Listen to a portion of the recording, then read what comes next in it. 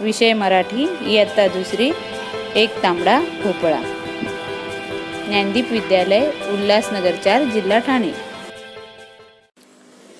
बालमित्रांनो, तुम्हाला भोपळ्याची गोष्ट माहीतच आहे.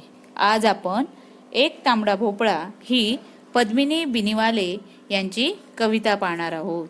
या कवितेत तांबड्या भोपळ्याचे उपयोग मजेदार रीतीने सांगितलेले आहेत. चला तर मग आज आपण कविता ऐकूया, गाऊया. प्रथम आपण त्या कवितेचा अर्थ पाहूया. एक तांबडा भोपळा विळीवर कापला, त्याच्या उभ्या फोडीमध्ये अर्धचंद्र लपला. म्हणजेच एक तांबडा भोपळा घेतला, तो विळीवर कापला, त्याच्या उभ्या फोडी केल्या. त्या फोडी चंद्रकोरीसारख्या दिसतात, म्हणून त्यामध्ये जणू अर्धा चंद्र लपल्यासारखे वाटते. दुसरं कडवं आहे. एक तांबडा भोपळा उन्हात वाळवला, पाठीवरती बांधून बाळ्या पोहू लागला. एक तांबडा गोलाकार भोपळा उन्हामध्ये सुकवला.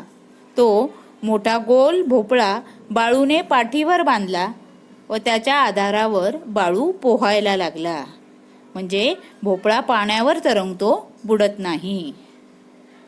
तिसरं कडवं आहे. एक तांबडा भोपळा तंबोऱ्याला लावला, कुणी तारा छेडतात साथ करू लागला.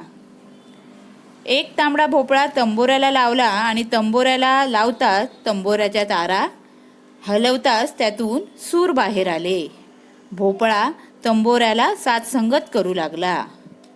चौथं कडवं आहे. एक तांबडा भोपळा पाय लावले त्याला, गेला टुणूक टुणूक घेऊन म्हातारीला.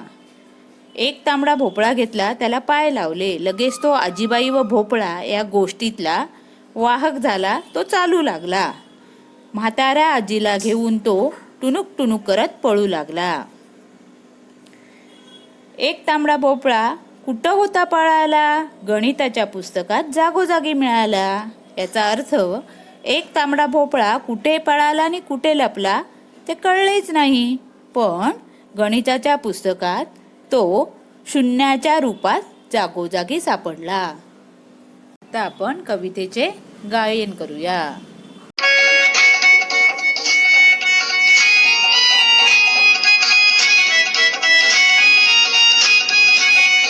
एक तांबडा भोपळा विळीवर कापला, त्याच्या उभ्या फोडीमध्ये अर्धा चंद्र लपला.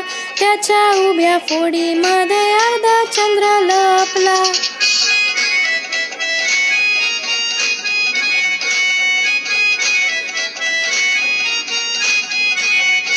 एक तांबडा भोपळा उन्हात वाळवला, पाठीवरती बांधून बाळ्या पळू लागला. पाठीवरती बांधून बाळ्या पोहू लागला.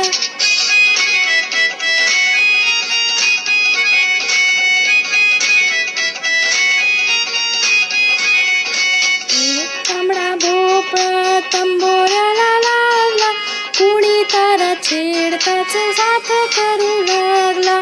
कुणी तारा छेडताच साथ करू लागला.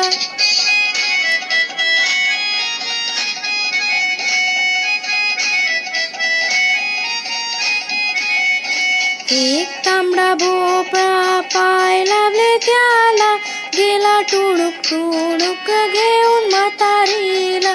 गेला टुणूक टुणूक घेऊन म्हातारीला.